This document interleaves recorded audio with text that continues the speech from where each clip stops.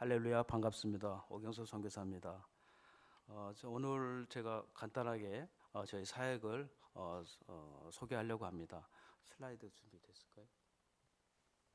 예.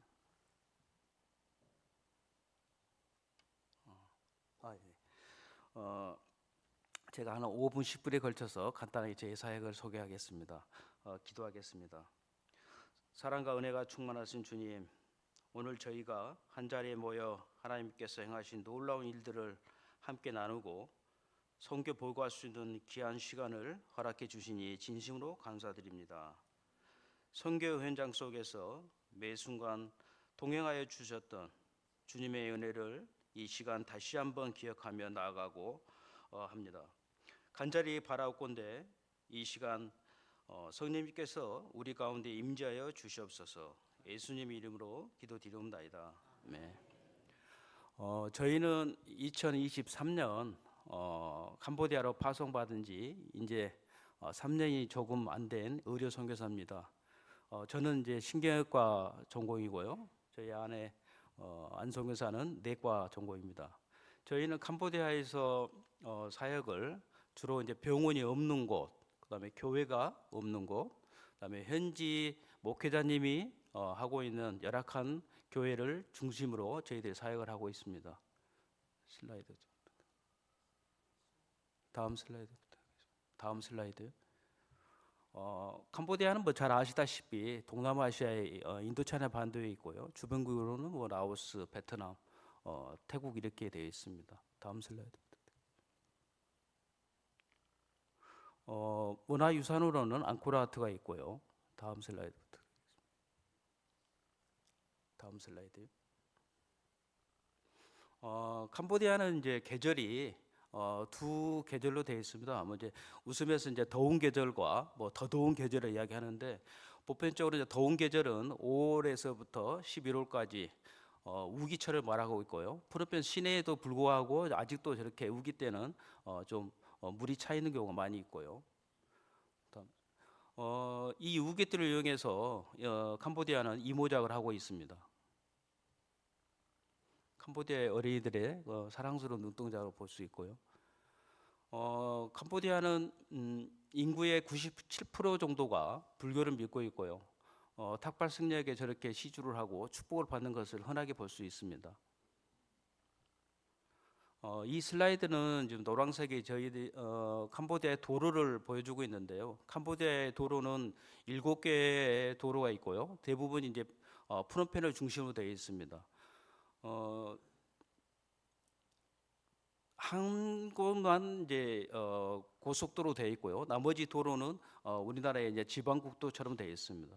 제가 이제 이 슬라이드 보여드린 이유는 이제 오지라고 하는데 저희들이 이제 주로 다니는 사역이 오지 지역인데 오지라고 그러면 이제 프놈펜에서 굉장히 먼 국정 지역도 이야기할 수 있고요. 근데 저희들이 의료 사각지대는 저 노란 국도에서 우측이든 좌측이든 30분이나 1시간 정도만 들어가면 대부분 이제 비포장 도로가 나오고 있고요. 거기에 사신 분들이 평생 한 번도 이제 진료를 받지 못한 분도 대부분이고, 대부분이 이제 새롭게 이제 진료를 받으면서 고혈압이나 당뇨를 발견되는 경우가 굉장히 많습니다. 지금 슬라이드에서 보이는 빨간 글씨가 저희들이 이제 진료를 다녔던 곳이고 지금 계속 다니고 있고요. 저희는 한 달에 2주 정도 지방 사역을 하고 있습니다. 그리고 나머지 2주는 캄보디아에서 프놈펜에서 하루 정도 왔다 갔다 할 수 있는 지역과 그다음에 프놈펜 외곽 지역의 슬럼 지역을 섬기고 있습니다. 저희는 지금 현재는 5개 주를 중심으로 2개월에 한 번씩 로테이션 규칙적으로 돌고 있고요. 한 달에 한 1,000명 정도의 환자를 보고 있습니다. 저희들이 이제 진료할 때 고혈압과 당뇨 진단을 반드시 하고 있고요. 그리고 약을 주고 있고 이제 통증 캄보디아에도 육체적 노동을 굉장히 많이 하기 때문에 근육통 환자와 관절 환자가 굉장히 많습니다. 그래서 통증 주사를 하고 있고 반드시 저희들이 이제 약을 주고 나서 이제 마지막에는 복음을 전하는 이제 곳곳의 지역과 교회에 저희들이 협력하고 있습니다. 그래서 복음을 반드시 전하고 있습니다. 다음 슬라이드 부탁드리겠습니다. 저희들은 이제 교회가 없는 곳은 이렇게 이제 주민들의 마당을 빌려서 저희들이 새롭게 교회가 세워지기를 기도하면서 진료를 하고 있습니다. 다음 슬라이드 부탁드리겠습니다. 다음 슬라이드요. 저희들이 이제 진료하고 있는 모습들입니다. 여기는 이제 이번에 베트남과 전쟁 때, 태국과 전쟁 때 피난민 지역을 저희들 섬겼던 지역이고요. 저희들은 이제 건물이 없는 곳에서 이렇게 길바닥에 돗자리 깔고 이렇게 치료를 하고 있습니다. 여기는 이제 저희 현지 목회자님이 섬기고 있는 아주 곧 쓰러질 만한 이제 그런 이제 교회인데요. 저희들을 통해서 이제 또 목회자님이 힘도 얻고 또 교회가 좀 더 성장할 수 있도록 저희들이 기도하면서 치료하고 있습니다. 여기는 이제 우리나라 같으면 이제 동사무소입니다. 그래서 특별한 장소가 없을 때는 이렇게 동사무소에 바닥을 빌려서 저희들이 치료하고 있습니다. 저희는 이제 이렇게 초음파와 엑스레이를 사용해서 이제 진료를 하고 있는데요. 저희들이 이제 모든 환자를 다 진단을 완벽하게 해드릴 수도 없고 또 모든 환자에게 모든 약을 다 줄 수 없어서 항상 안타까운 마음을 가지고 있습니다. 예, 계속 넘겨주십시오. 보편적으로 이제 캄보디아는 전통 과학이 이렇게 나무 밑에 오두막이 또 이제 나무 평상이 아주 흔하게 볼 수 있기 때문에 나무 평상에서도 저렇게 항상 진료를 하고 있습니다. 다음 슬라이드 부탁드리겠습니다. 저희 현지 스텝하고 간단한 시술을 하고 있고요. 저희 안송여사가 이제 복부 초음파를 이용해서 진단을 하고 있습니다. 네. 계속 넘겨주시죠. 예. 이제 엑스레이를 또 이용해서 저희들 이제 진료를 하고 있고요.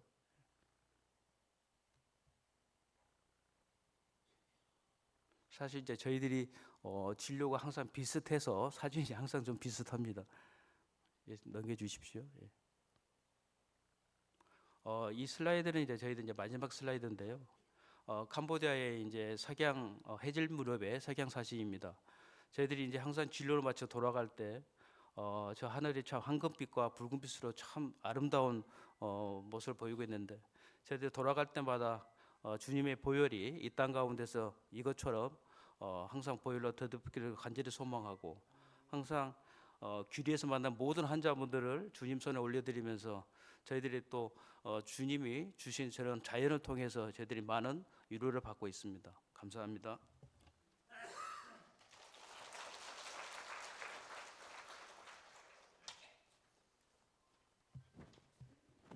안녕하세요. 안병희 선교사입니다. 보통은 선교사님들이 이렇게 오셔서 설교를 하실 때 남자 선교사님들이 길게 설교를 하시고 그런 경우가 많은데 제가 신학을 했다는 이유만으로 지금 저희 남편에게 떼밀려서 말씀을 맡았습니다. 아마 몇 년이 지나면 저희 남편 오선교사가 이 자리를 대신하게 될 거라고 생각하고 그렇게 기도해 주시기 바랍니다. 네, 오늘 말씀은 엘리야 선지자의 이야기입니다. 너무나 잘 아시는 이야기죠. 열왕기상 19장은 엘리야 선지자가 갈멜산에서 바알 선지자 400명을 죽이고 하나님의 불로 하나님의 살아계심을 증명하고 난 직후입니다. 그 직후에 이세벨이 내가 너를 살려두지 않겠다라고 사신을 보내서 협박을 했습니다. 3절 말씀을 보면 엘리야는 이 형편을 보고 일어나라고 기록되어 있습니다. 하나님의 불을 받아서 바알 선지자들을 그렇게 대적할 수 있었고 하나님의 살아계심을 나타낼 수 있었고 어쩌면 엘리야 선지자는 성경을 통틀어서 가장 많은 능력을 보였던 선지자일 것입니다. 그런데 이 선지자가 갑자기 형편을 보고 일어나 그 다음에 한 행동은 뭐냐면 자기의 생명을 위해 도망하여 라고 기록하고 있습니다. 제가 한국에 와서 이렇게 선교 보고를 하기 위해서 말씀을 준비할 때 제게 주신 감동은 한국에 계시는 성도분들이 굉장히 지금 어려운 상황 가운데 있는데 성도분들이 형편을 보지 않고 자기 생명을 위한 일들을 하지 않고 하늘을 볼 수 있도록 권하라는 그런 감동이 좀 있어서 오늘 말씀을 이렇게 준비했습니다. 자기 형편을 보고 땅을 보고 그리고 상황을 보면 우리는 답이 없습니다. 그렇지 않습니까? 저희도 마찬가지입니다. 저희가 선교사라고 나갔지만 선교사가 아무리 선교사여도 인간의 힘으로는 사람 한 명도 바꿀 수가 없습니다. 하나님이 하시지 않으면 그 어떠한 일도 일어날 수가 없습니다. 그런데 우리의 시선이 땅으로 떨어지는 순간 우리가 아무것도 할 수 없는 사람인 것을 바로 깨닫게 됩니다. 그럴 때 이 엘리야가 자기의 생명을 위해서 도망하는 것처럼 우리의 마음들이 위축되고 쪼그라들고, 그리고 심지어는 그 다음 행동은 자기의 사환을 그곳에 뒀다라고 됐는데, 말이 그곳에 둔 곳이지 사실은 자기의 사환도 내팽개친 겁니다. 나만 살겠다. 사환을 버려두고 또 광야길로 도망을 합니다. 그리고 광야길로 가서 뭐라고 하나님께 이야기를 하냐면, 하나님, 제가 저희 조상보다 못합니다 라고 이야기를 합니다. 사실은 우리가 아는 것처럼 엘리야 선지자 같은 능력의 선지자가 없어요. 그런데 얼마나 마음이 땅에 떨어지면 조상들보다 자기가 더 못하다라고 그렇게 마음이 낮아지게 됩니다. 잠깐만요, 죄송합니다.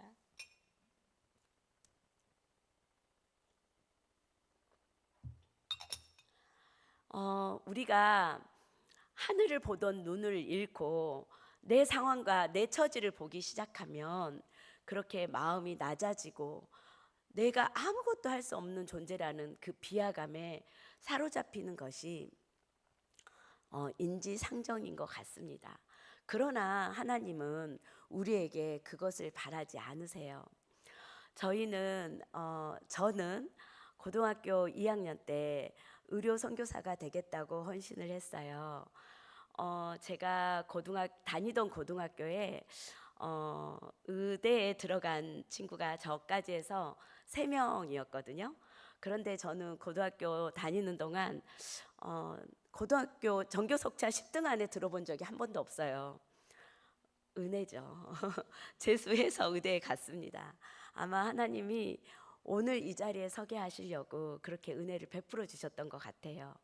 그렇게 의대에 들어가서 본과 4학년 때 지금의 남편을 만났습니다. 저희 남편은 공대를 다니다 군대를 가서 다시 의대에 들어와서 예비역 아저씨로 입학을 했었습니다. 그때까지 저와 결혼하기 전까지 한 번도 교회에 가본 적이 없었던 사람입니다. 그런데 저와 결혼하면서 교회에 첫 발을 디디고 그리고 나서 세례를 받고 정말 열심히 교회를 따라다녀 줬습니다. 제가 나중에 혹시 이거는 성경적이지 않지만 혹시라도 나중에 또 이런 선택을 하겠냐라고 물으면 그때는 절대 그렇게 하고 싶지가 않아요. 저는 결혼할 때 저희 남편이 교회에 같이 나가고 신앙생활을 할 것이라고 분명하게 믿어서 결혼은 했는데 기다리는 시간이 너무 길었던 것 같아요. 남편이 결혼하고 10년이 됐을 때 2003년에 캄보디아 단기 선교를 그 전부터 다니던 저를 따라왔습니다. 그리고 캄보디아에서 하나님을 인격적으로 만났습니다. 그래서 저희 남편에게 캄보디아가 영혼의 고향이 되었어요. 그래서 2003년 캄보디아에서 하나님을 만난 이후로 저희 남편이 성경을 공부하고 계속적으로 하나님을 구하고 그런 시간들을 보냈지만 그리고 저희가 이제 저희 남편이 제가 선교사의 꿈을 가지고 있다는 것을 알고 있기 때문에 같이 선교사의 꿈을 꾸었습니다. 그런데 나이가 50이 지나도록 하나님이 길을 열어주지 않으시는 거예요.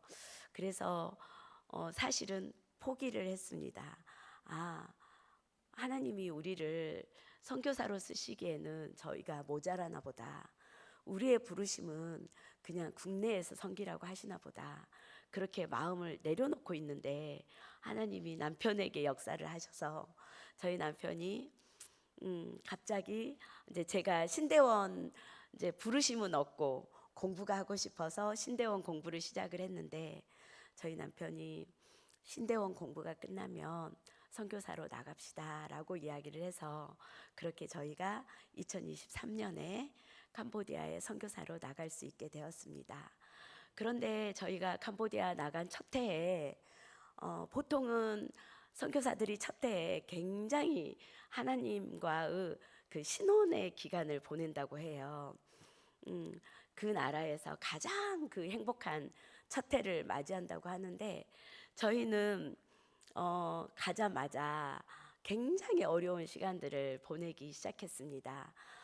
파송받았던 곳에 문제가 생겨서 저희가 파송받았던 곳에서 더 이상 사역을 할 수가 없게 되고 그래서 어디로 가야 될지 모르는 상황이 됐는데 엎친 데 덮친 격으로 남편이 인수를 해줬던 병원이 인수를 받았던 선생님이 6개월 만에 인수하지 않겠다고 병원을 비워두고 떠나버리셨어요. 그러니까 이제 직원은 30명에 그 병원의 건물들도 제법 있는 상황에서 직원들은 돌아와 달라고 남편한테 계속 이제 전화를 하고 그런 시간들을 보냈어요.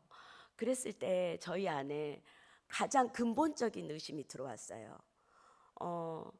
우리를 선교사로 보내셨다면 우리의 길을 형통하게 해주셔야 되는데 왜 선교지에 와서 우리를 이렇게 혹독하게 힘든 시간을 보내시게 하실까? 혹시 하나님이 우리를 선교사로 부르지 않으셨을까? 우리가 억지로 사람의 힘으로 나왔을까? 그런 근본적인 질문부터 하기 시작했어요. 우리의 눈이 하늘에 있지 않고 땅으로 떨어진 순간이었죠. 그런데 감사하게 저희는 기도할 수 있었습니다. 교회에 딱 붙어서 살았거든요. 그래서 새벽에 기도하고 저녁에 기도하고 저희가 기도할 때 감사 제목 10가지를 매일 저녁마다 꼽았어요. 재정이 어려워지고 저희가 이제 병원에 의사 선생님이 안 계시는 상황에서 저희 남편은 돌아갈 수 없다. 우리에게 주신 직분이 너무나 영광스러운 직분인데 이것보다 더 영광스러운 직분이 없다. 옛날로 돌아갈 수 없다라고 결정하고 페이닥터를 세우고 직원들 월급을 저희 이렇게 털어서 계속 한 달에 몇 천만 원씩 계속 선교지에서 한국으로 이렇게 송금을 하면서 그렇게 계속 기도하면서 지냈어요. 그런데 저희가 저녁에 기도하면 저희에게 평강을 주시고 저희가 감사를 하면 감사 제목이 10가지가 넘는 거예요. 오늘 우리가 이렇게 살 수 있음에 감사하고 오늘 하루를 지내올 수 있음에 감사하고 오늘 우리가 낙심하지 않을 수 있음에 감사하고 우리를 붙들어 주시는 하나님의 손길에 감사하고 이런 감사를 할 수 있었어요. 그리고 두 번째는 또 저희가 기도할 때 하나님의 성품을 선포하자라고 정하고 기도했어요. 하나님이 어떤 분이신가를 계속 놓치지 않으려고 노력했어요. 하늘의 시선을 두는 거였죠. 하나님의 성품을 묵상해 보니까 하나님은 완전하신 분이세요. 하나님은 전능하신 분이세요. 그리고 하나님은 세상 그 무엇보다도 우리를 사랑하시는 분이세요. 그러면 우리가 지금 있는 이 고난은 분명한 하나님의 뜻 가운데 있는 거예요. 우리가 이 고난의 뜻을 다 알지 못하지만 이 고난이 하나님께서 허락하셨다면 그리고 하나님이 허락하신 게 맞지요. 하나님이 전능하신 분이시니까 분명하게 우리에게 더 좋은 것을 주시려고 허락하신 시간이다라고 저희가 믿을 수 있었어요. 그래서 저희가 그렇게 6개월 이상의 눈물을 흘리고 나니까 인수를 못하겠다고 떠난 선생님하고 똑같은 이름을 가진 선생님이 다시 오셔서 병원에 인수하셨어요. 그래서 정말로 하나님이시구나 저희가 알 수 있었어요. 이 시간 동안 저희에게 하나님이 가르치신 것은 우리의 시선을 땅에 떨어뜨리지 말고 하늘을 볼 때 어떠한 상황과 환경 속에서도 우리가 능히 만족하면서 견딜 수 있다는 것을 가르쳐 주셨어요. 재정을 하나님이 그렇게 해서 다 가져가셨어요. 저희가 병원도 있었고 큰 집도 있었고 또 자녀들의 학업을 위해서 저금해 놓은 것도 있었고, 그런데 저희한테 정말 재밌는 일이 뭐냐면 저희께 하나도 없으니까요. 매번 하나님이 주신다는 게 너무 확실한 거예요. 모든 그 재정이나 모든 후원들이요, 이렇게 우리 물건을 사면 물건에 상품 딱지가 붙잖아요. 뭐라고 붙어 있냐면 너의 하늘 아빠가, 이렇게 딱지가 붙어서 저희한테 날라오는 거예요. 너무너무 행복한 시간인 거예요. 사실 두 사람이 의사였기 때문에 한국에서 어려운 점이 하나도 없었어요.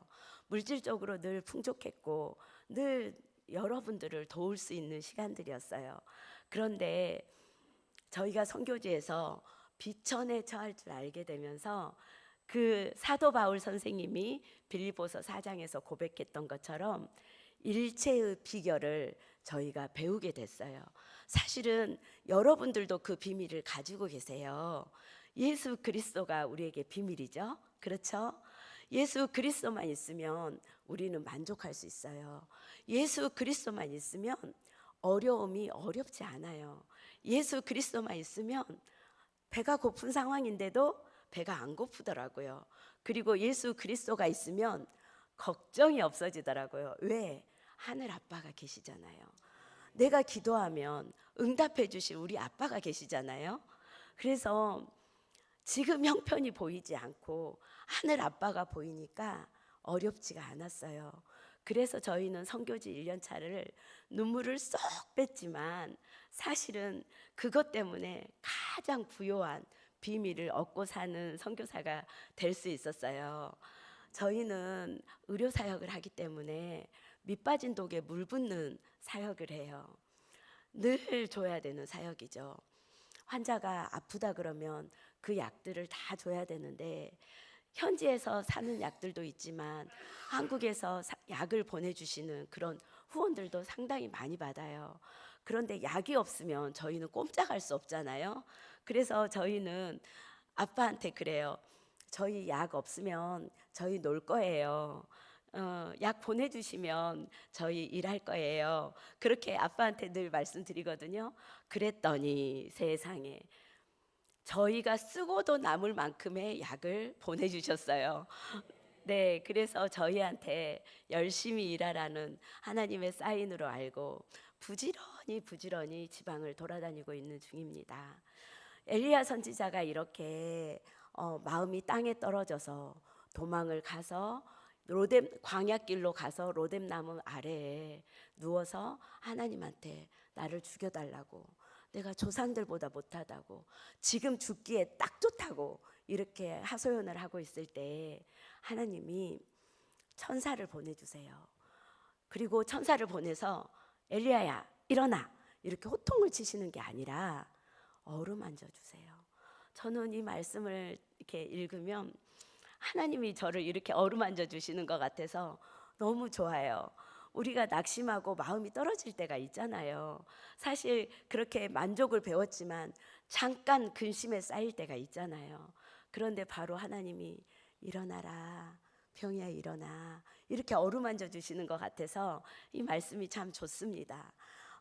우리가 기도와 말씀을 쉬지 않으면 늘 이렇게 하나님의 어루만지심을 경험하는 것 같아요. 그런데 하나님이 천사를 보내서 어루만지시고 또 떡과 물을 공급하십니다. 엘리야는 아마 처음부터 하나님의 산 호렙으로 가려고 광야길로 들어섰던 것 같아요. 그런데 그 길을 다 가지 못해서 죽고 싶은 마음에 누워 있는 거잖아요.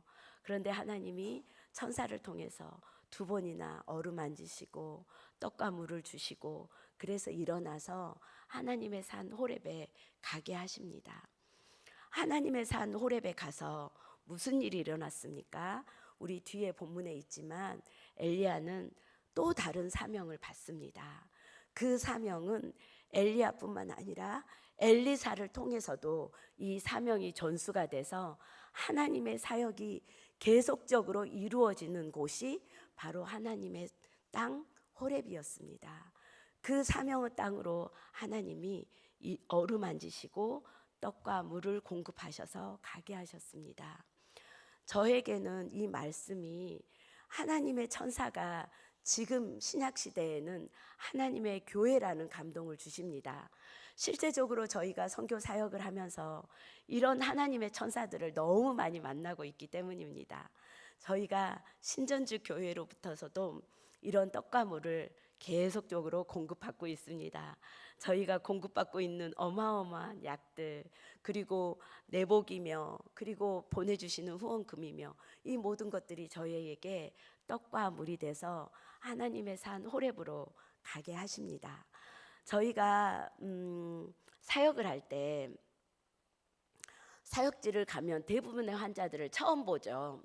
그런데 여러분, 처음 만나는 사람을 단번에 만나서 사랑에 빠지는 경우가 흔하지는 않을 것입니다. 그렇죠? 운명의 짝을 만나는 경우를 제외하고는 사람을 처음 만나는데 그 사람을 단번에 사랑하기는 정말 어려워요. 그런데요, 언제 세수를 했는지 알 수 없는 때국물이 낀 얼굴에, 언제 빨아 입었는지 알 수 없는 시커먼 옷에, 정말 허리는 꼬부라지고, 정말 그 당뇨 검사를 위해서 손가락을 알코올 솜으로 닦아보면 시커멓게 때가 묻어 나오는 그런 환자분들을 만나는데요, 그런 환자분들을 만나자마자 너무너무 사랑스럽습니다. 너무너무 예쁩니다. 눈물이 날 만큼 사랑스럽습니다. 저희는 매번 그걸 느껴요. 근데 그게 제가 아니라는 걸 압니다. 하나님이십니다. 저희는 진료를 나갈 때마다 하나님이 그 땅 사람들을 너무 사랑하시는 걸 막 몸으로 느껴요. 그리고 나서 뭘 느끼냐면 하나님이 나도 이렇게 사랑하시는구나, 그걸 느낍니다. 그러면 이 하나님의 임재가 그 진료하는 자리에 가득해지고 정말 눈물이 나고 이 하나님의 사랑이 그 자리에 너무 가득하게 돼요.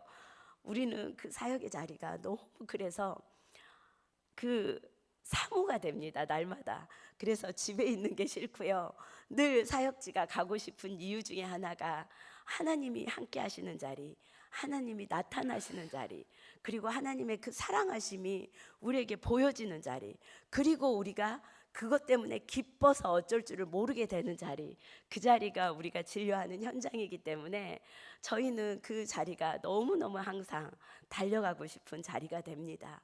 제가 이 말씀을 드리는 이유는 우리가 지금 현재 굉장히 한국이 어려운 시간이고 전 세계가 어려운 시간입니다.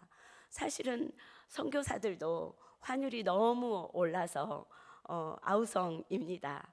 그러나 한국도 IMF 때보다 더 어려운 시간을 보내고 있다고 합니다. 하나님, 이때 우리가 어떻게 살아야 될까요? 이렇게 경제적으로 어렵고 갈수록 세상은 각박해져 가는데 어떻게 살아야 할까요? 라고 하나님께 질문했을 때 주시는 마음이 이거였어요. 지금 가장 어려운 때일지라도 너희는 시선을 하늘에 두고 그 다음에 해야 될 일은 뭐냐면 하나님이 나타나시는 자리를 사모하라는 것입니다.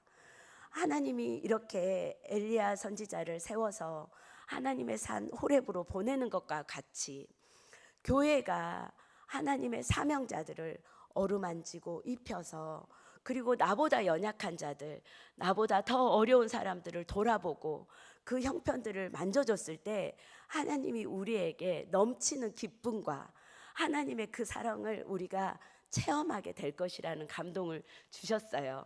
저희가 사역지를 향해서 날마다 이렇게 달려가는 것처럼 여러분들도 그렇게 실질적으로 하나님의 천사가 돼서 떡과 물을 공급하는 자리에 서보신다면, 이미 그렇게 하고 계시겠지만 서보신다면 넘치는 기쁨, 하나님의 사랑, 그것들이 우리를 사로잡아서 그 일을 계속 하고 싶어지는 그 감동에 사로잡히실 것입니다.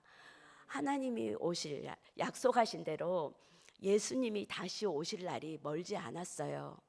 예수님이 다시 오실 날이 가까우면 가까울수록 우리가 살아가는 이 환경들은 더 어렵고 어려울 것입니다. 지금보다 좋아질 수 없을 것입니다.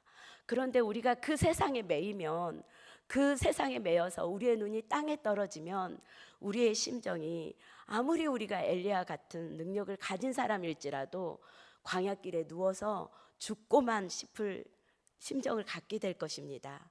그러나 우리가 기도하는 것과 말씀을 보는 것과 하늘에 시선을 두는 것을 멈추지 않는다면 우리는 연약한 사람들, 우리보다 더 못한 사람들, 특별히 복음을 갖지 못한 사람들에 대해서 우리 마음들이 같이 흘러갈 것이고, 하나님이 그 가신 자리를 우리가 따라간다면 우리는 어려운 세상 속에서도 하늘의 기쁨을 가지고 사는 그런 사람들이 될 것이라고 저는 경험으로 확신합니다.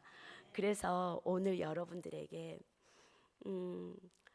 어려운 세상이지만 더 사랑을 나누시면서 하늘의 기쁨을 맛보시는 그런 신전주교회 성도 여러분들이 되시기를 기원합니다. 기도하겠습니다.